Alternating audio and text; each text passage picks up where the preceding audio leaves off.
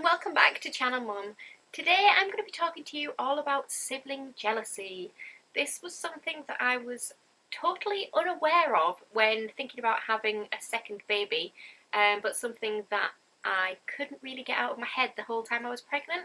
I was just really worried how it was going to affect Sophia, and I didn't want, all my thoughts were on Sophia obviously and not the new baby, and I was just really worried about how she was going to adapt, and I didn't want any jealousy. So I'm kind of going to go through the stages of like what I've been through and tell you how I helped prepare Sophia for the arrival, how she kind of adjusted straight away, and how things are now. So when we first found out that we were expecting, I wanted to involve Sophia as much as possible, really. Not from really early on, but I think I told her when I was about 10 or 11 weeks, because other people knew by that point and I didn't want anyone slipping up or saying anything. So I started off with buying loads of books on having a new baby that I could read to Sophia. So every day we'd read these books, did a lot of the groundwork for me. They help you say what you want to say without actually applying it to you and your toddler, and also it's full of pictures so they can really see what it's like, you know, with a baby in front of them, and see like a brother and sister interacting. So that's one of the things that I did. And I also, every time I mentioned the baby to Sophia, I would call it her baby or our baby, or when our new baby comes along, and it was never sorry, Lee's singing downstairs, that's what you can hear, if you can hear something. I didn't make a big fuss of like this amazing new baby, which is obviously how I felt, but I played it pretty down to Sophia. I kind of played the baby down and said, you know, like the baby won't be able to play when it first arrives because it's too little, and the baby doesn't really do much, it just sleeps and eats and it will cry and be sick. And I didn't big it up. I kept the baby quite kind of dull.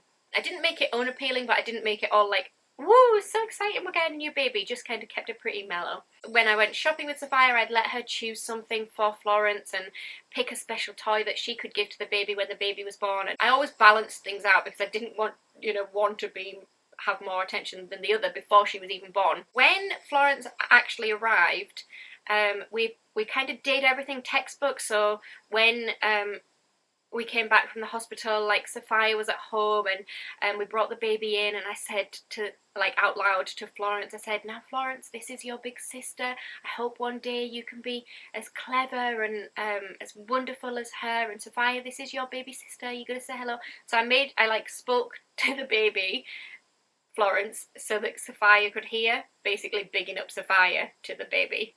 It's so like, ha! But I just wanted to make sure that I did everything I possibly could to make sure that there was no sibling jealousy.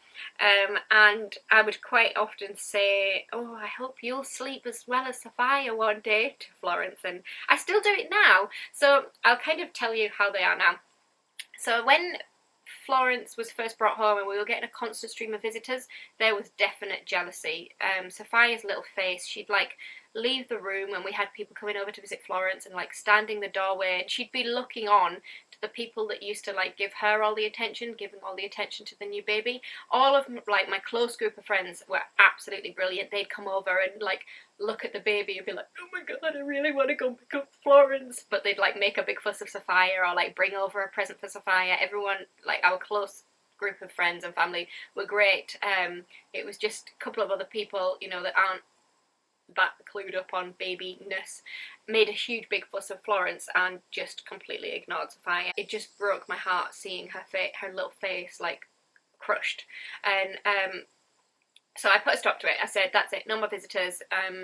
We really limited visitors to when Sophia was in nursery, and that massively helped. She went back to her like chirpy normal self. The other thing that I did that I know might not always be possible is when Florence was a newborn, we were doing everything that we had always done with Sophia. I think it was day 2 and we were already out on a picnic with the baby, and just back into our normal routine at the play park, doing things we did every other day.